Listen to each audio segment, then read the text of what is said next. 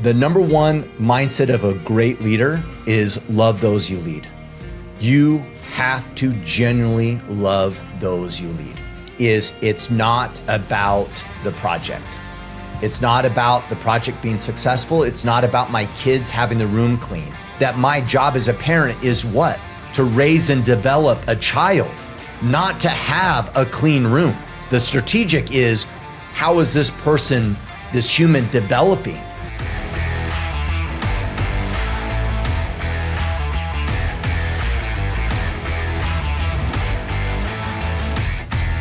I'm always fascinated with this concept of leadership, because every single person that I know of, probably every single person on the planet, has been led well and has been led poorly. And even in spite of that, it seems like we still struggle to lead well. Would you agree with that? Absolutely. Absolutely. And I find it fascinating because what you just alluded to, most people, if they just pause, they can go, oh, I know what that looks like. I know what it looks like for it to be bad. I know what it looks like for it to be good. But for some odd reason, we get into positions of leadership and we forget about it. And we forget what it was like. You know, what's really interesting about this, I'm not even sure are we officially recording?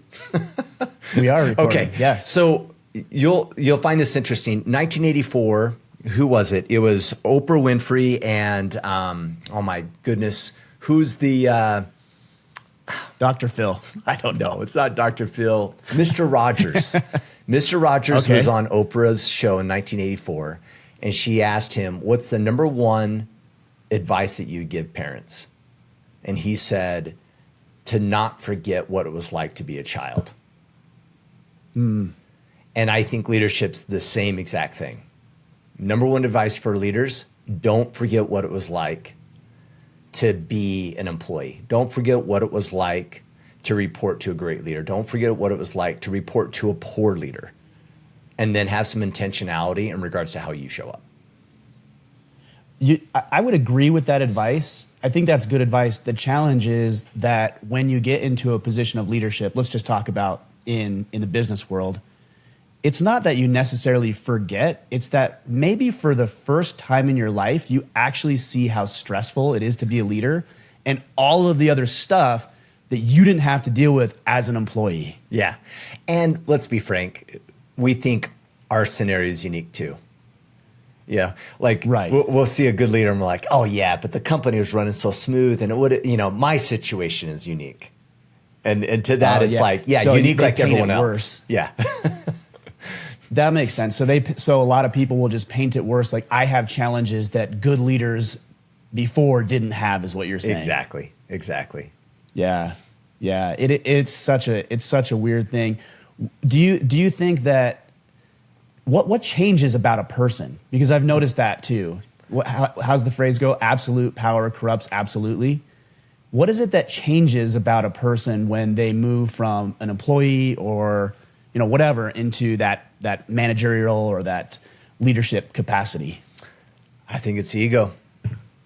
I mean, I was raised in a church that there's a scripture that I remembered growing up that I memorized as a teenager, and it goes along the lines of that it is the natural dispensation of almost all men that as soon as they receive a little bit of authority, they will begin to practice unrighteous dominion. And I think that's true. I really do.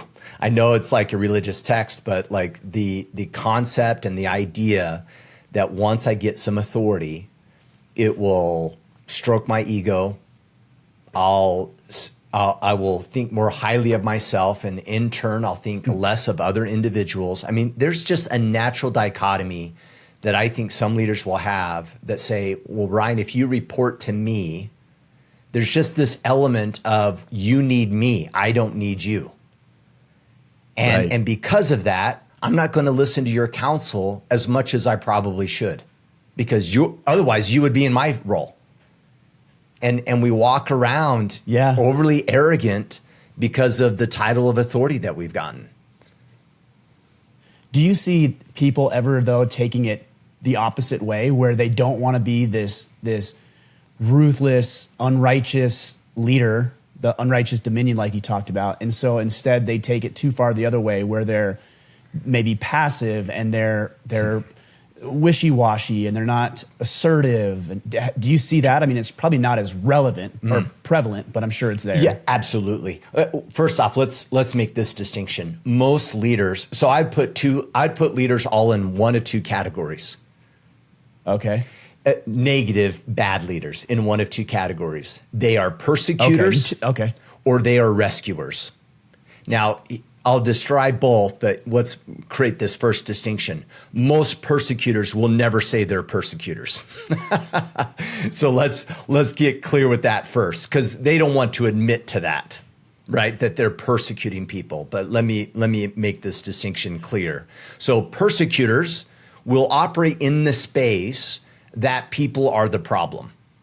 So when things go, they have an excuse. Yeah, and they will start persecuting individuals because it's the people that's the problem. It's not process. It's not ownership. It's nothing I'm doing. Right? It's obviously them, and they will result in a command and control perspective to get results. Okay. The opposite is a rescuer, and what a rescuer does is they will shroud their poor leadership under the umbrella of being nice and kind and not rocking the boat. And I don't want to offend Ryan. So what will I do? If you start experiencing problems, I'll swoop in and save you. I'll do it for you. I don't want you to be uncomfortable. But both are rooted in the idea that we don't believe in the individual. When we rescue people, we also don't believe in their capabilities. And I think most rescuers are actually doing a lot of that rescuing from the perspective of validating their worth and that they're needed so much. Now, here's the interesting aspect of it is a persecutor is literally just a victim in a position of authority. The problem is not me, it's somewhere else. Right? And because of my authority, I will use my authority to manipulate and get tactical wins. And I say they're tactical because persecution actually works. In the short term, you can get people to comply and get the job done. Absolutely. Sure. And so you'll get leaders that were like, oh yeah, we put a bunch of employees on PIPs and we've had these conversations. If they don't turn things around, they're getting fired. And look, it's working. Oh yeah, it's working. But loyalty's out the window. Engagement is going to tank. Culture's going to shit. Morale is broken. Entirely. And the best performers are sitting back watching what's happening and they're going, I don't want to work here. Right? So the cost is far greater. And thus, obviously persecuting doesn't necessarily help. Now, what's really fun about this is take those same exact correlations, and you'll appreciate this, and apply them to life at home. I come home, kids' room is not clean. It's a mess. We've set clear expectations of what's expected. What is my natural tendency? Oh, scream and shout Persecute. And get them to go clean their room. Yeah, or get absolutely. In trouble. And it works. I drop the hammer and the room gets clean. But what's required tomorrow? For me to persecute again. For me to persecute again. As my relationship with my kids erode, and I never truly addressed the root cause of why the room wasn't getting clean. Because there are other factors. Yeah, go ahead. Well, I was just going to say, I want to get into what you can do if you found yourself being a persecutor. But before I do that, are you familiar with the Stanford prison experiment? I don't think so. Oh, Kipp, this will be right up your alley. I'm just going to read an excerpt because it's a better synopsis than I can give. So the Stanford prison experiment was a controversial study in social psychology conducted by Philip Zimbardo and his team at Stanford University. This was in 1971. It involved assigning student participants to the roles of prisoners and guards in a simulated prison environment. The experiment, initially intended to last 2 weeks, was terminated after only 6 days due to the extreme psychological distress and abuse exhibited by the quote-unquote guards to the prisoners. The study highlighted how social roles and situational factors can significantly impact human behavior, even leading to dehumanizing and abusive behavior. And what was interesting about this is everybody knew it was an experiment. And they still... Even the so-called guards, and they still resorted to extreme psychological distress and abuse, dehumanizing and abusive behavior. Yeah. Isn't that wild? Yeah. Well, because of that position of authority. Yeah. I was just going to make that correlation. It's like, well, they're thrown in a position of authority, and look what the natural human behavior was. But there's also this, speaking of persecution, because I've looked into this study a little bit, and there was also this element that not only were they felt like they had to persecute to exude their authority, but they dehumanized. They thought less of the prisoners, that they were less than, that they were that they were not human, and so therefore they were justified in mistreating those individuals. Totally. I mean, if you really think about poor leadership, it's when we start seeing individuals as objects. They're obstacles and or tools that we use to benefit the organization or even benefiting ourselves. And we really truly see the individual as the issue. And thus we justify all kinds of things. I mean, it's fascinating how often we justify a lack of integrity, of honesty and other things because it's for the greater good of the people. And you'll see this in corporate America all the time, right? You'll see it in corporate communications that go out to the entire employee base, and every employee reads the comm and they go, that doesn't make sense. There's data omitted. There's truths being spun. Why? Because some executives in a conference room went, well, we can't say that because they might.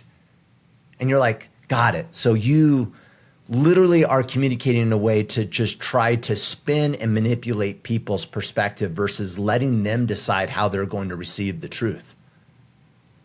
But isn't there a place, though, in leadership for that? You know, for example, and we could look at this in the family dynamic or, again, in a corporate environment where I might be in a leadership position. Actually, let me give you a different example. Let's say I'm really excited to go on a hike this weekend, and I want to take all my kids on a hike. And if you know anything about Kipp, and I know you do, and everybody else does listening to, a hike for teenagers is like not a fun proposition. They're dragging their feet the whole time. Yeah. Right. Yeah. Until you get up there, and then usually you can make it fun. Yeah. You do have to spin it a little bit in order to either hype them up or get some level of buy-in. Now, I'm not going to say, hey, we're going to Disneyland and then sneak them up to Zion Park for a 10-mile hike by any means. That would be lying. Yeah. But you do have to hype it up. And even in the corporate environment, you have to market a project or a task or, I don't want to say spin, but you do have to present it in the right light. Yeah, and I think that's where we model it, right? So if you're not excited about the hike and you want them to be excited, then don't do it. And if you want to go on the hike and you want them excited about it, guess what you do as a leader? You lead from the front. You get excited about it. That way you're not being dishonest. The reality of it is so often we'll hype, but we're not bought into it. We're not inspired. We're not, aligned to whatever it is that we're communicating. And people end up calling BS on it anyway, because they know. And so I use it as a test. If I have to spin things, then one of two things are probably true. One, I'm not showing up how I should be, and maybe we shouldn't be doing the thing that we're trying to spin.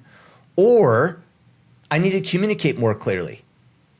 And I think a lot of it is sometimes we just cut corners and it's easier to omit or whatever because we don't have to explain it, or it might make us look bad. But you know this and I know this. How often when we own things and we say, hey, we made a mistake. We're not going to spin this. We made a mistake. We're making pivots and adjustments. This is a failure on our part. This is what we're doing to move forward. Or we're going to get less or more respect from our people. We're going to get more. Yeah, more. Absolutely. Yeah. Unless you're making the same mistake over and over and over and over again. Yeah, absolutely. Then it's a problem. Yeah, which means then, I'm not showing up good as a leader, and that's the bigger issue here, right? But either way, that's a good point. If I'm making the same mistake over and over and I'm spinning truth, they're calling BS on it anyway. Yeah, it's not, if you bury your head in the sand, your whole body is still showing. Yeah. And as kids, we do that. You see a little kid and they'll play peekaboo and they'll put their hands over their why eyes. is their whole body if I can't exposed? see them, they can't see me. Yeah. And they actually believe it. And we laugh because it's silly and cute and innocent. But we do the same thing as grown men. Yeah. It's pretty wild. I guess, too, the other thing is if you have to do something you're not overly hyped about, like clean the house, for example, at home, maybe just be honest. Hey, guys, I know this is not going to be awesome. I don't actually want to do this either. I want to go do the thing we were going to do this afternoon. But if we take an hour, because we have responsibility for taking care of our things, for respecting our things, and we all help each other and do it diligently, it'll take us an hour, and then we'll go do something awesome. Yeah. And I think there's room for that, probably in a work environment, too, I'd imagine. If there's things that have to be done to meet a task or stay late because we're behind, like maybe just admit, hey, we're behind, so it's going to suck for a day or two. And then afterwards, we're going to take a breath. We're going to have a little, a celebration, and then we're going to get right back to it. Absolutely. And that's relatable. You say that to me, and I'm like, yeah, he is right. This does suck. Got it. I'm glad I'm not the only one. He always seems happy all the time, like everything's perfect. That's not as relatable. I mean, there's some power in just a level of authenticity in regards to what we're dealing with and dealing in reality and communicating it. If you catch yourself being a persecutor, and most people are on both sides of the aisle at different points in their life. Yeah, absolutely. They're not just one or the other. Yeah. If you catch yourself, though, being a persecutor, maybe somebody calls you out, or you just acknowledge it, or you see how it impacts somebody, and you're like, that was my fault. I did that. Yeah. What are some steps that you can take to tone that down what is the opposite of either a persecutor or a rescuer? What would you say is the opposite? Yeah, I call the opposite is a leader coach. And leader coach? Yes. Okay. And there's a foundational element that I like to associate with the leader coach, and it is that we honor agency and choice, and that you believe in the individual. I don't get people to work for me. I create an environment, I set the expectations, and I invite them and see if they want to do what's necessary to win. If they do, awesome, we have an alignment. If they don't, we don't have alignment. It's not a good seat for you. That's it. It is literally that simple. In fact, I had a conversation with someone last week around the same exact concept. And it was around this idea of employees, right? Like trying to keep our numbers up. And I'm like, I want to be really clear. If an employee is here because we've golden handcuffed them because they can't go to market because they didn't grow their career, that's not good.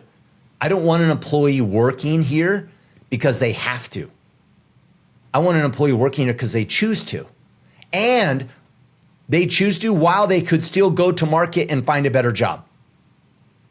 That ensures that the way they show up here at this job is superior, that they're engaged, that it's actually in a space of empowerment, not at a place of requirement or meeting my expectations. There's a big difference in regards to how we show up in the world when it's out of choice.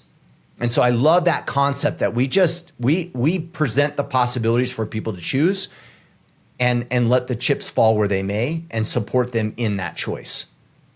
Does that make sense? I think it makes sense, and I agree with it because we want agency. I'd call it sovereignty or liberty, call it whatever you want, but we want that as individuals, and yet we may not be so readily able to acknowledge that in a desire from other people. But my question is for somebody who maybe is more of this persecutor and they're acknowledging it, they're recognizing it, maybe they're listening to this podcast or reading another resource or book or whatever. Yeah.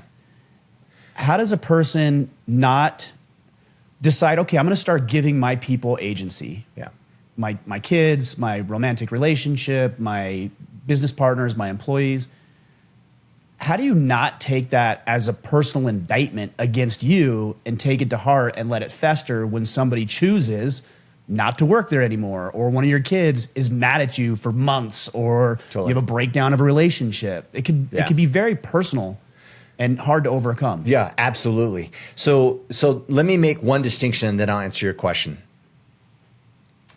This is what's so interesting about the leadership space, in my opinion, is we can find hundreds of books And most of those books will all focus on the tactics that you need to execute to be a good leader. Mm-hmm.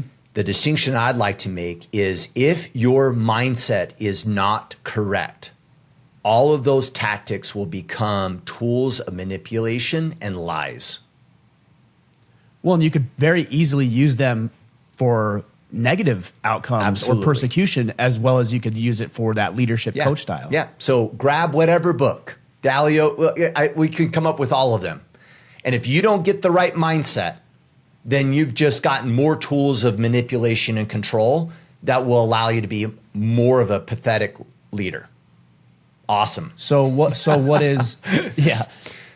Well, it just is not going to produce results for anyone. That's the biggest problem. Yeah. But what is the mindsets of leadership then? That's obviously that's the obvious next question. The number one mindset of a great leader is love those you lead.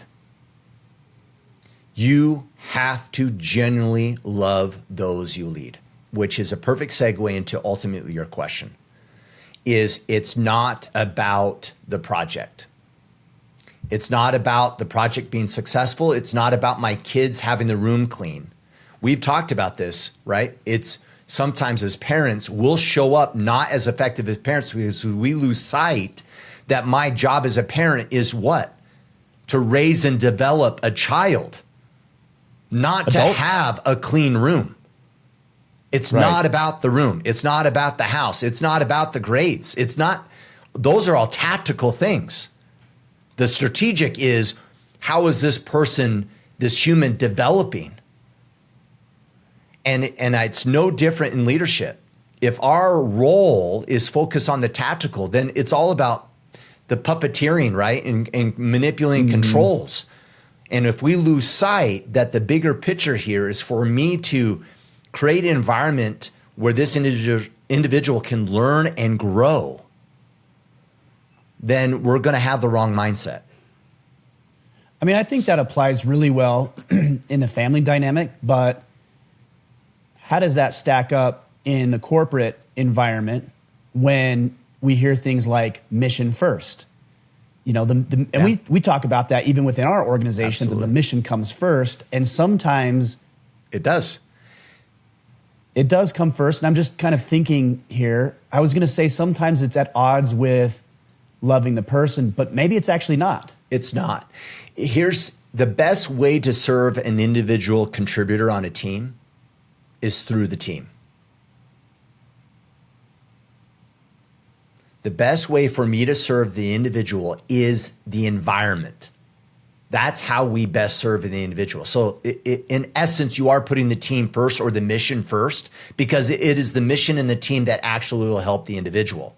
Now, there's dichotomies here, right? So like, for instance, and I sense it a little bit in your comment.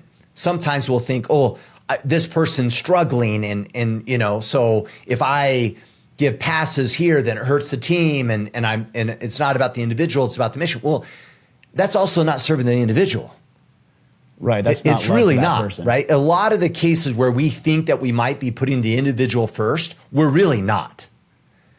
We're putting comfort first, and we don't want to have the uncomfortable conversation of holding someone accountable to the standards and expectations that they committed to. That's a good point. And I've done this. I'm guilty as charged of padding my own discomfort by rescuing, like you were talking about earlier, somebody from the decisions or the consequences of their decisions. I was actually thinking of a scenario where you may just have to let somebody go. And that doesn't feel real good for anybody who's ever had to let somebody go. But as we're working through this, I think, well, maybe that is a sign of love because it's a consequence of poor choices. And it also frees them to pursue something that maybe they'd be more successful at because they're not getting it done here. Yeah. Who wants to be in a role where you're not winning or incapable of winning, where the gap between your capability and what's expected is too big and there's no way to win? They shouldn't be there. Well, some people probably do. Yeah, that's true. Now, here's what's crazy about it as well. So this is a little crazy. So I had to let someone go. This is probably about a year and a half ago, and it was hard, just like you said. It's never easy to let someone go. But it was very much in the spirit of what's best for the company, them not winning, out of alignment, right, between what we need and what they're capable of doing. And I let this person go. During the exit, he apologized to me. Now, I don't say that as a badge. I say it as he was clear his role in it. And if someone's clear in their role of whether they're winning or not winning, that gives them the cards to make the necessary pivots and adjustments to learn and grow. But if I fire you, Ryan, and I've never coached you and I'm not holding you accountable and I just fired and you're kind of in a victim mindset and you're like, you know, you go home and you're like, hey, I got fired today. Oh, why? Oh, my boss is an asshole and they don't appreciate me. Are you learning and growing as an individual? No. Of course Why? not. Because there's nothing wrong that you did. That was my stupid boss and the stupid company. And so did I serve you? No, because you have no idea why you got fired. You had no idea you were being acted upon the entire time. You never had a fair shake to have everything within your realm of control and make a difference. Because I didn't hold you accountable. And thus, you're not even evaluating the exit and learning from the experience. Well, and it also, I would agree with that. It also seems like it'd be advantageous for the person who may have to do the letting go because they might come to the conclusion, you know, I set this person up. I never communicated expectations. I never gave them an opportunity to correct behavior. I never coached them. I didn't give them resources they needed. And so if you're experiencing that pain, I mean, that's a good thing because now hopefully you'll be a better leader the next go around for the next employee to come into your office. Yeah, absolutely. But if they're the problem, nothing for me to do here. I got a bad employee. This is why I get so triggered, man. I've heard people say you hire slow and fire fast. And I'm like, got it. Fire fast means what? Easy button, nothing wrong with you, nothing wrong with process, nothing wrong, nothing to evaluate as you as a leader. It must be the employee. I'm like, it's a bad idea. Well, but let's be fair. You will have bad employees. Absolutely you will. And you will have bad relationships and you will have bad experiences with people. And I think it's also important to acknowledge that, no, that person was just not a great employee, but that doesn't absolve us of the responsibility to do everything we can. If we decided to bring them in-house, then there is some responsibility for us. Yeah, you still interviewed them. You still vetted that employee. At one point, you thought they were right. So there's still lessons to be learned in that example. Yeah, absolutely. I think it also, again, in a corporate environment, it will help you make better choices of who to bring on. Totally. You know, maybe you think twice. You're like, oh, man, I brought a guy on this last time, and here's how it went. So I'm going to either be a little bit more cautious or decide not to pull the trigger on having this person work for us. Yeah, absolutely. Or you see that happen in relationships where, you know, an individual will get into a relationship with a man or woman, and it's like horrible. It's a horrible relationship. And so they get out of it, and then they go find somebody that's the exact same as their previous relationship and think, what is wrong with all these people? Yeah. I mean, there's a lot wrong with all of us, but maybe ought to consider there's something about that you're compelled to be intrigued by or something. Yeah. I don't know. Yeah, totally. All right. So if the opposite to the rescuer and the persecutor is this leader coach, talk to me a little bit about what that looks like. How do you define a leader versus a coach? Because there's all sorts of words that we use: mentor, instructor, teacher. Totally. So let's define that word first. Well, it's a word I use because I can't use the word leader because we've effed that up so poorly that if I say leader, it's bastardized. Yeah, we all assume that we're talking about the same thing. We're not. So I like the idea of a coach primarily because you are believing in the individual, that you're not out on the field, you know, disrupting the play and stealing the ball from them like, oh, I'll just do it for you, right? You're fully delegating them, you know, expecting them to step into the role and the position, right? You're creating plenty of reps for this individual or this team members to have practice, to work on their skills. And there's even like bad coach correlations, you know? Like I always use this example as like, you know, the guy stops getting coached, right? I remember when I was a freshman, it was during tryouts for basketball, and the coach grabbed me after tryouts practice, and he like corrected my free throw. And he's like, you know, line your foot up with the hoop, line your knee up with your foot, elbow with your knee, right? And he's teaching me how to shoot.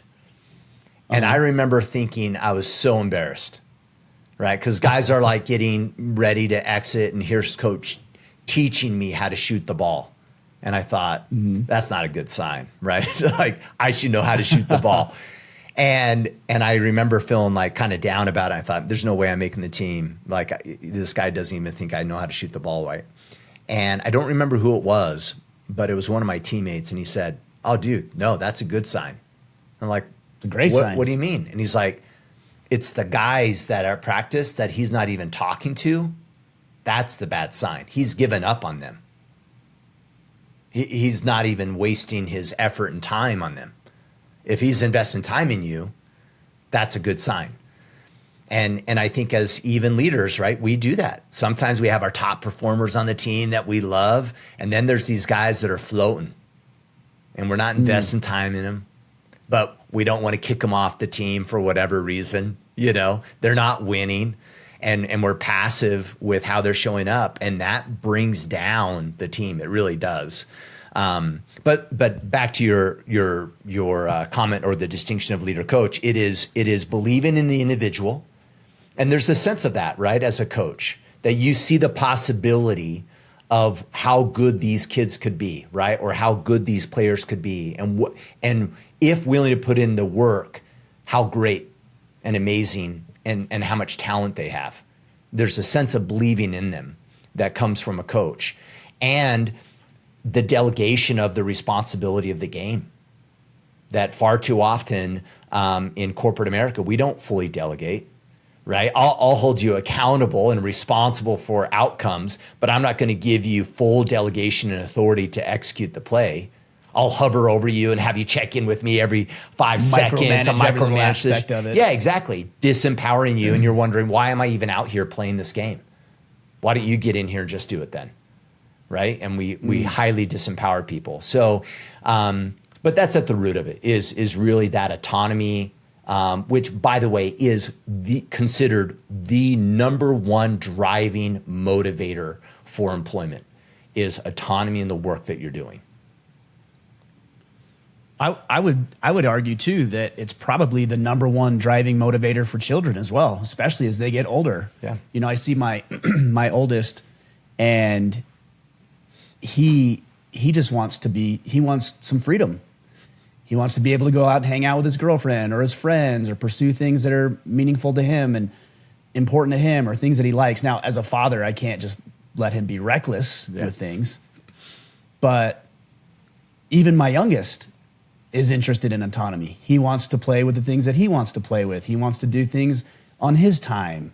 And again, there's constraints, of course, but I think that's a driving motivator factor for everybody. Yeah, absolutely. You know, let me share a correlation to drive this thought home really quick, Ryan, because this has worked in the past for a couple people, is you and I, we know that growth is through challenges, actually.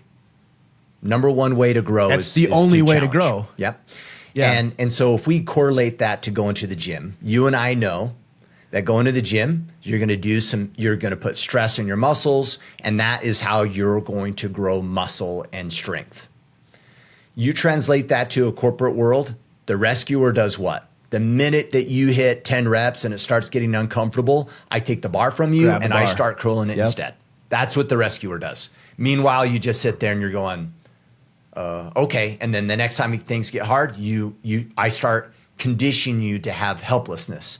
Oh, got it. It's hard. Let me go to Kipp, and I just keep rescuing you, and you don't grow as an individual.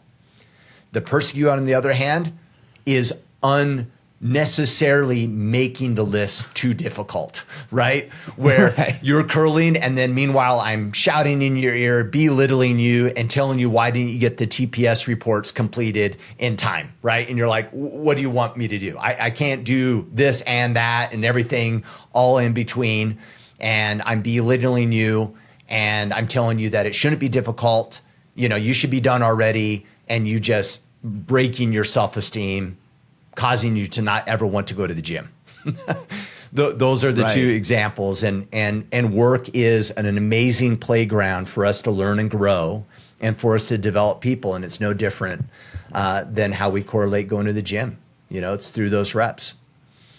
So, okay, so I mean, I get the analogy. Yeah. Obviously, it makes sense. The only problem is the bar isn't sentient. It doesn't push back. It doesn't have its own goals. It doesn't have its own dreams, its own desires. It doesn't have lazy or idle thoughts. It doesn't get conflicted or have any sort of conflict of interest. Yep, totally. Right. Yeah. But people do. And so, you know, you're trying to push on these people, but also trying to I think about this with my kids, like, there's times that I do have to push on them, and there's times that I have to administer discipline. And then there's other times where I'm way too easy and way too soft. Maybe one of them back talks me and I don't say anything. Yeah. Or, you know, because she's having a bad day. It's like, that's still not acceptable. Yeah. So how do you find the balance of pushing, motivating, inspiring, holding people to the line, and still affording some grace, kindness, empathy, understanding? Yeah. Mostly that is all rooted in clarifying expectations and what is winning. That's everything. It's amazing. Years ago, I was meeting with a group of middle managers, and we were talking about both the strategy by which you should hold people accountable.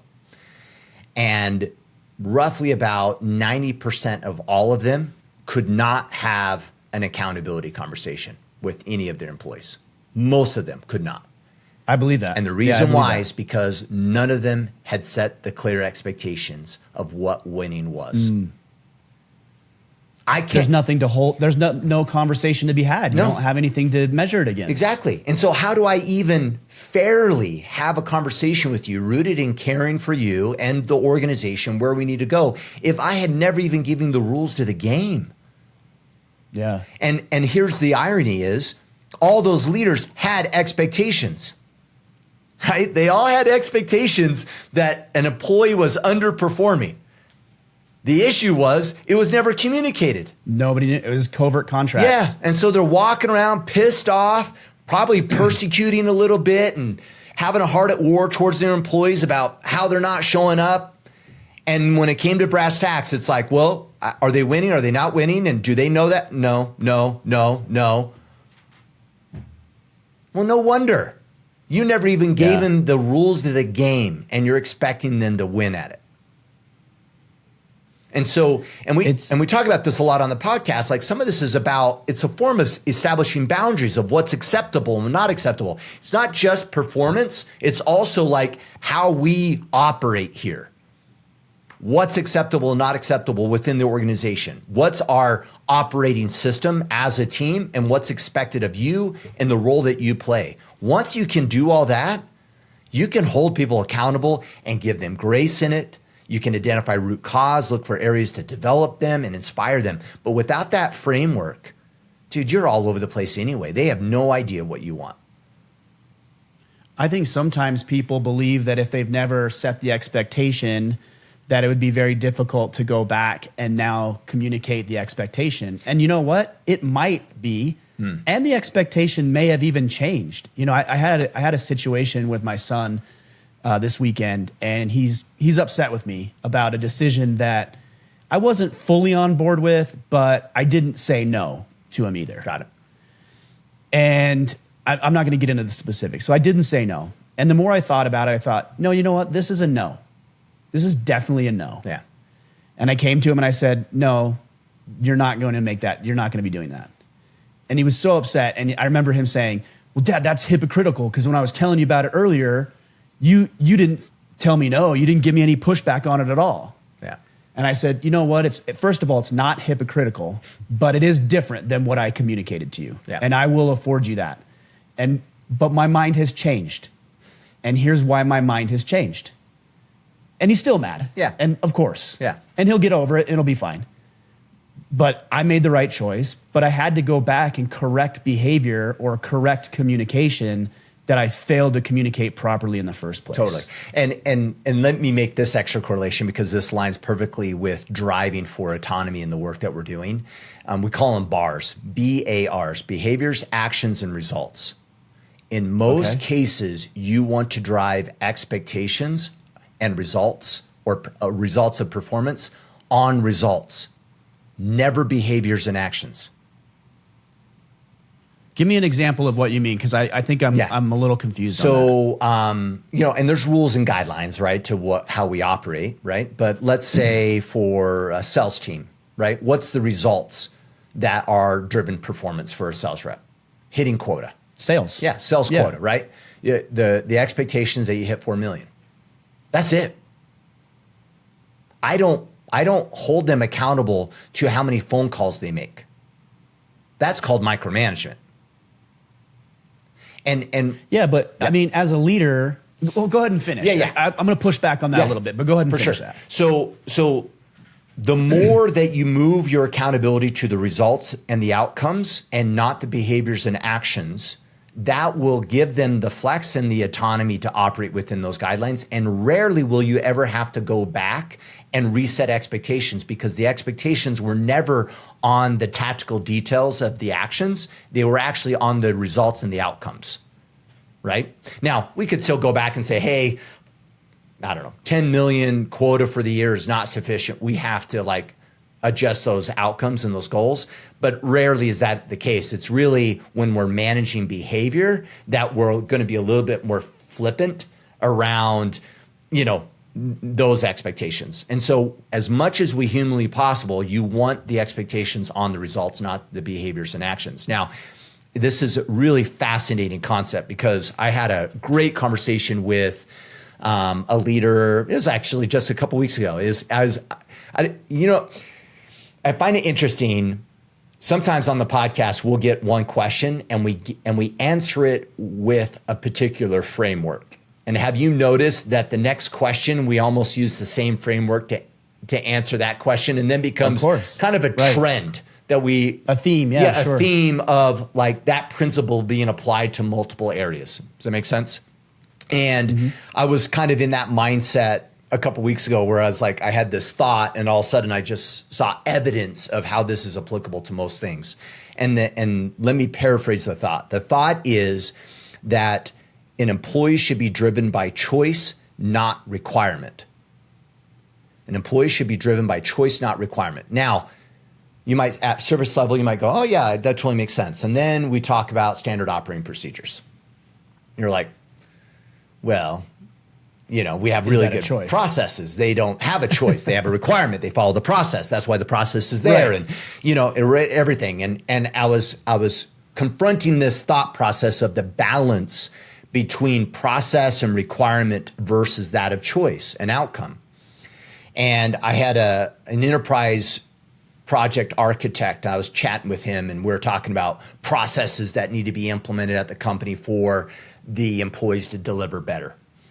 And his name's Ben. And I said, Ben, when you first came on board, you saved a couple projects, right? Projects were going south and we put Ben on it and you turned those projects around, multi-million-dollar projects, massive projects. And they're now successful. And he's like, yeah, absolutely. And that was process that did that? And he's like, no, it wasn't process. I'm like, what was it? He's like, it was a sense of ownership and pride. I wanted the project to be successful. I'm like, got it. And if I had a really good process and I went to you, Ben, and I said, hey, Ben, turn this project around and follow this process. And by the way, if you get off the process, I'm going to hold you accountable and stay on the process. And I'd be really rigid with the process. Would you have had the same buy-in on the success of that project? He's like, no, of course not. No. And if it failed, what would you have done? Process is broken, Kipp. See? Didn't work. Process is broken. Fix the process. And then what we do as leaders is we start doubling down and we over-engineer a process so damn complex that people are like, I don't even want to follow this thing. Because we actually think that the success of the project was the fucking process we put together. When in reality, the person. The brilliance was the people. Now, is there a place for the process? Absolutely. It's a tool to help them. It's a tool for some standards, right? With the bigger purpose and understanding of why we're doing what we're doing. It's a framework to help, but it's not the be all. I mean, that makes, I think about it in the context of, you know, a wide receiver. You can take 2 wide receivers and say, here's the playbook, here's the routes I want you to run. And you can have 2 individuals and they can run the process. And one might run it at half speed. One might round out the corners on their routes. One might have bad hands or catch it the wrong way versus the other guy who might just completely knock it out of the park. It is interesting, though, because this is one question we get a lot about our own individual agency, which we were talking about earlier, and God's sovereignty. I hear this one all the time. And people always think they're at odds with each other because if you're choosing to follow a spiritual doctrine, let's say, are you relinquishing agency? No, you're choosing to follow that process. But I'll give you one other example about why I wanted to push back a little bit on this. When I was young, one of my first jobs was at a call center, like cold calling. I'm sure everybody has selling credit cards to elderly people. Oh, yeah, just all kinds of stuff. It was horrible. And I got there on the first day, and they gave us an hour or 2 of training, and they put us on the floor. They basically told us, like, here's how you work through the computer system when you call people. Yeah. And then they put us on the floor that afternoon. I'm like, I have no idea what I'm doing. Yeah. And I remember sitting there, and my supervisor came up, and they said, what are you doing? And I said, well, I'm trying to figure out how to read this script before I call this person. And they're like, just read it when you call them. I'm like, no, I know, I got that. But like, I'd like to read it once at least before I call the person. They're like, you can't do that. You just got to call and just read it. And so I pick up the phone I can't remember how it worked. And I get a hold of the first person and I start like reading robot. this script. Yeah. It didn't even sound, I was nervous. I was scared. I didn't know what it was saying. It had like brackets of like insert the person's name here. And I'm like reading that. And I remember the person on the phone was like, what the hell are you talking about? And I hung up on the person because I had no idea. And I think a lot of leaders will do that. And that's where I wanted to push back when you say, hey, just get the results. It's like, well, I'd love to get the results, but what behaviors and actions do I need to implement that will help predict the results for me? Yeah, well, I actually think your example aligns with what I'm trying to say, right? A bad leader says, don't worry about results. Don't worry about selling. Just read the script. A good leader would have been, hey, Ryan, you got to close the sale. Here's this script. And you're like, okay, got it. For me to close the sale, I should probably get familiar with it. Yeah, that's probably a good idea. That works for you. But here's the script. Good point. You can review it if you'd like. That might help. Here's some other ideas. But in the end, what do they really want? A sale. Close the deal. Close the deal. Yeah. And the script is there to help you. Now, of course, corporate America, we have compliance and regulations and things that we can and cannot do, right? And so we have some guide rails by which we need to operate. But man, and I actually want to bring something up, Ryan, because I actually thought you were going to ask this.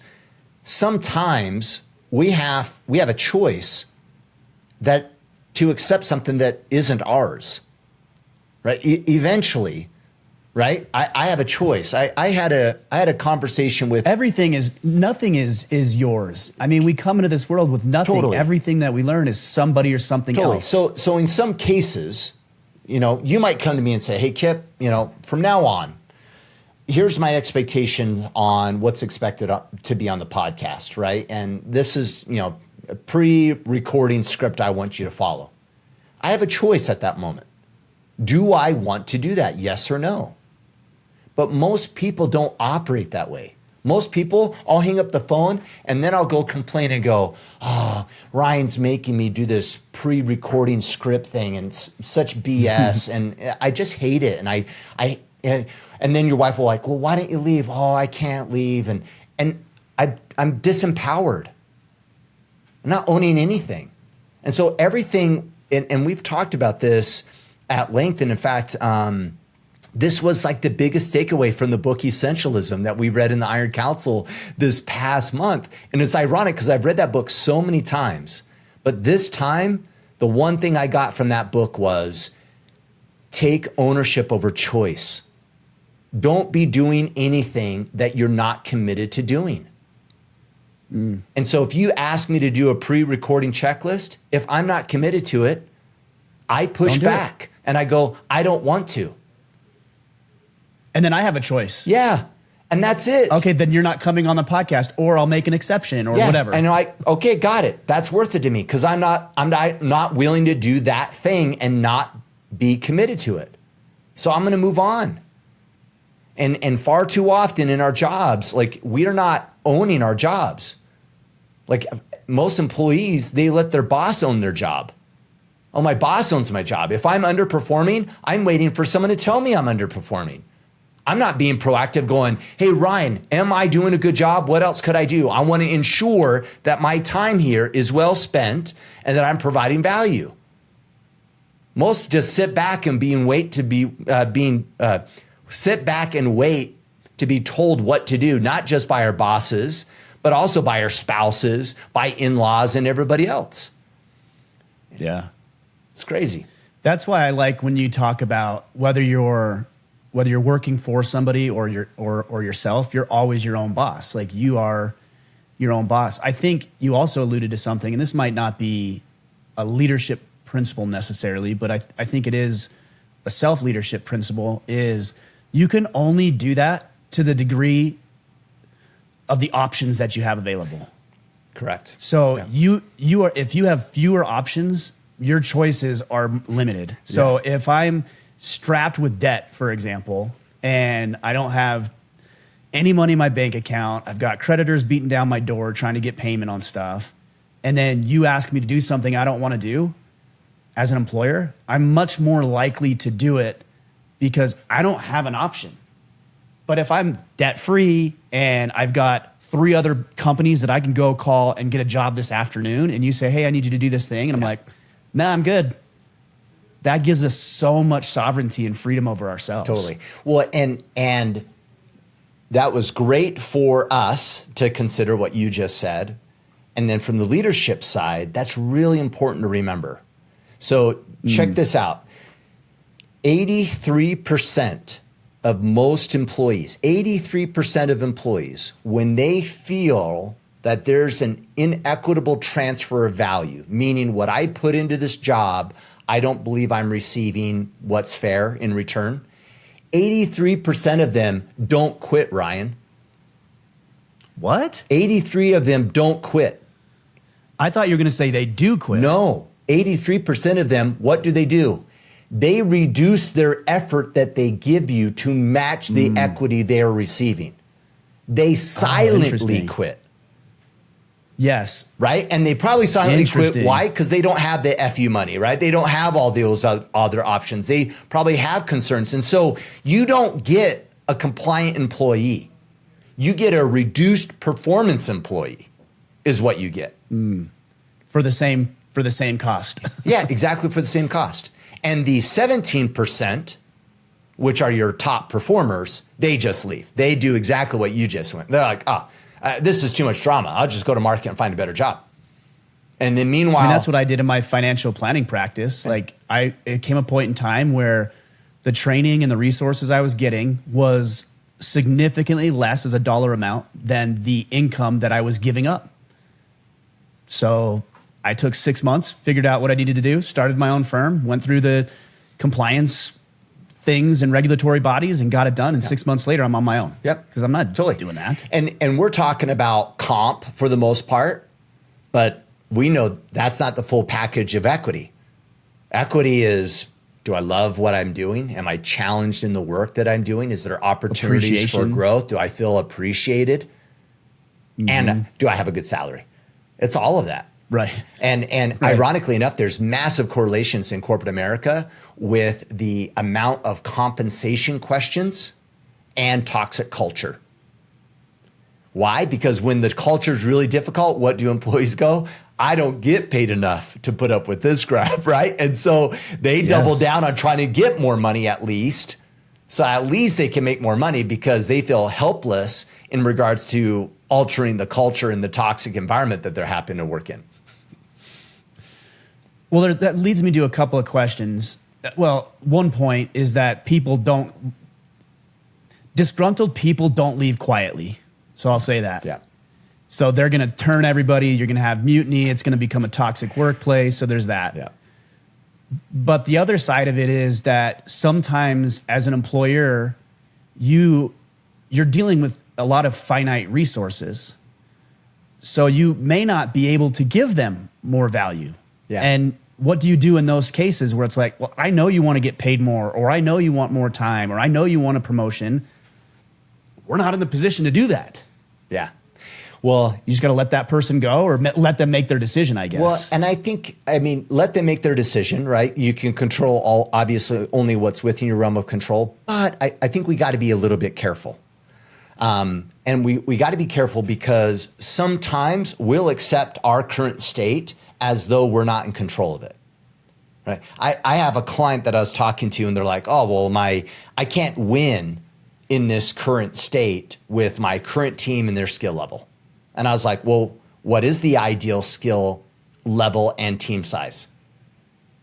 Well, I haven't done that. Well, maybe you should. You need to be reverse engineering things, right? For you to be successful, what does the team look like? What's the revenue? What's the benchmarks of those salaries? Like, address the issue, right? But far too often we have a tendency to be like, oh, this is my circumstance. I'm stuck with it, right? And now I'm hopeless in it. When in reality, often there's a lot more that we can do to identify and course correct and get creative in regards to solving a problem. But if we accept things as just it is, and it's, there's nothing I can do about it, then yeah, you're right. We're going to find ourselves constantly going, well, it just is what it is. You know what I mean? It's like, well, yeah. I think there's usually a lot of alternatives at play, but we have to move past our current constraints of understanding. Yeah, that makes a lot of sense. Well, and also it might be something that, well, we look at people through our own lens. So I might say, well, let's just hypothetically say in an environment, you and I are working together and I'm your employer or supervisor, and my pure motivation is just making a bunch of money because I have some financial goals that I need to take care of. And so I want to knock it out of the park with sales. And then automatically I assume, well, that's Kipp's motivation too. Yeah. But you might say, I actually just want some more freedom with my kids because my kids are almost out of the house and I'd like to spend more time with my kids at the expense of my income. If we don't know that about our people, then we're putting them into our box. Yep, totally. Comp's not even in the top 5. Once your salary's above, I think it's roughly around 70 or 80K a year. I've heard that, 70 to 80,000. Yeah, comp's not even the top priority. Number one determining factor of whether an employee leaves their job is their leader. Who they work for is number one. And number two crazy? Is the team that they work with. Those are the two driving factors. Is that true? Yeah. That's true. That's true. Yeah. That's surprising. I would have thought it would have been like challenge or upward mobility or a sense of mission and purpose. Leader sure is important. I would not say it would be number one though. Yeah. But that's me. Well, and you have to remember, right? The statistic is most people, when they hate their job, what do? Well, they just silently quit, right? So those people aren't like, they're disengaged. And disengagement becomes way too much when you just can't stand who you're working for, right? and I think that, like, do they want those other things? Absolutely, those are motivators, right? But it's most of the case it's the leader. Now, one interesting thought, and I love that you brought this up, is there's our list of intrinsic motivators. Anybody listening, like, hop online, pull up ChatGPT, grab the driving intrinsic motivators of people. And they're almost like, I always refer to them as like corporate love language. They're love languages for your people. And they're different for every single person. That's interesting. So if you haven't gone to figure out what that is, then you're not leading anybody. You're not helping them because you don't even know what helping is, right? You might be doing what in your story or your example, you might thinking, oh, money's just the primary motivator for all these guys. When in reality, it's not. And it's flexibility of work, it's appreciation, it's being informed in the work that you're doing. It's autonomy might be the number one thing for me. Like there's many different intrinsic motivators and we need to know what they are. Well, I just pulled this up as you were saying that because I think it falls in line with Maslow's hierarchy of needs. So you have your physiological needs to survive, to be alive, essentially. Yeah. Then you have your safety needs, which is comfort. I would say that'd probably be finances as well, because totally. And then you have love and belonging. So that's a sense of purpose, self-esteem, which is growth and progress and being acknowledged and recognized. And then you have this self-actualization, which is I want to be the best I can be at whatever I'm doing. Yeah, absolutely. How do you, I wanted to shift gears just for a second, because when you're in a corporate setting, an employer-employee relationship, you might communicate the outcome, you might focus on the results out of that BAR acronym that you gave me, and somebody's just not working out. You're providing all the resources, and they're not working out. Yeah. And so in a corporate environment, you can invite them to leave. Yeah. Unlike your kids. But at home, you can't do that. Yeah. Right? So I could try to get buy-in and I could try to motivate them and I could be as pleasant as possible or I could be as demanding as I could be whatever. Yeah. And still, they may not buy into it and you can't fire them. Yeah. So what do you do in those cases? You honor their choice. But what if their choice is, I'm not going to acquiesce to whatever you want? The key thing, and I use this tool, if you want to use that word, can be used multiple ways. And this is what I call are you in a position of influence or an influence triangle? At one point, one of my sons, we put a label on him at one point of a problem. He was our problem. Yeah. And we may have not used that language, but internally, you'd embrace that idea. Absolutely. And not only that, he made us look bad. We're embarrassed, right? Because people in the neighborhood may have found out about some of his, stuff that he's doing. Like our egos were damaged. We're ashamed, you know what I mean, of how he was showing up. And the natural human tendency in that example was for us to withhold love and affection from him until he changed his behavior. Now, I say it that way now. At the time, I wouldn't have used that language. I would have been like, no, he just needs to get his, but of course I love him. But mark my word, I was withdrawn from him, right? I withdrew caring about him because of his actions. And then we'd have the gall to assume that we can correct and coach him. You need to be doing this. And he's like, what do you care? Right? I think it's Roosevelt, right? No one cares about what you have to say until they know how much you care. He did not care what we had to say. Why? Because it was all tools of manipulation to get him to do something that he wasn't doing. It wasn't rooted in seeing him.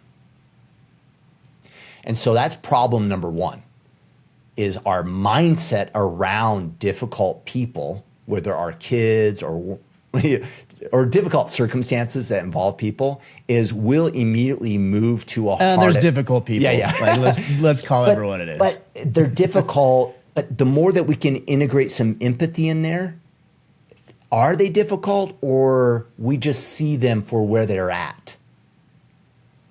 And it may not jive with us. I think some people are difficult, and you can either decide that's not a problem for me because it might be a stranger or somebody who's difficult, and you're like, you can be difficult all you want, I don't care. Yeah. But there are also difficult people that we love, and I think, at least I see it that way, and we have to make the decision to work with them in spite of their difficulties. Yeah, let me say it this way. I think there are difficult people in our lives that are difficult for us. Well, yeah, and sure. I like that language because it implies that for me and how I show up in the world, how they show up is kind of harder for me where it may not be for other people.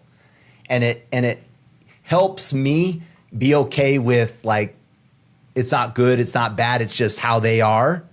And now it's not so they're wrong, I'm right. It's now just, you know what I mean? Based upon how I'm showing up in the world and they're showing up in the world, you know, I typically have a difficult time with them, right? And the way they're showing up.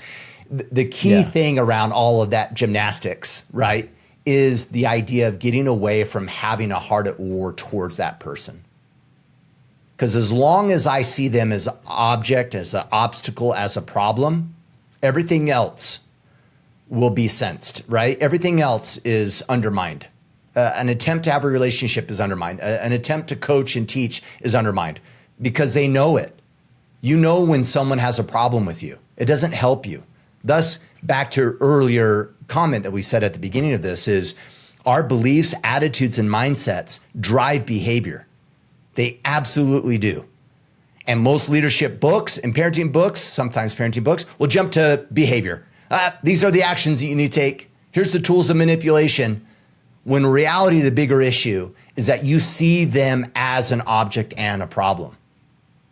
And they sense it and they know it. And it shows up in regards to how you interact with them. And so back to your point, wayward kid, difficult kid and circumstance, the number one thing is to see them for their divine potential of who they are, not what they're doing. And then to learn from them what is going on in their world. Just like leadership, when we have underperformance with employees, we can't jump to the conclusion that the employee's the problem. Why? Because you'll never address root cause.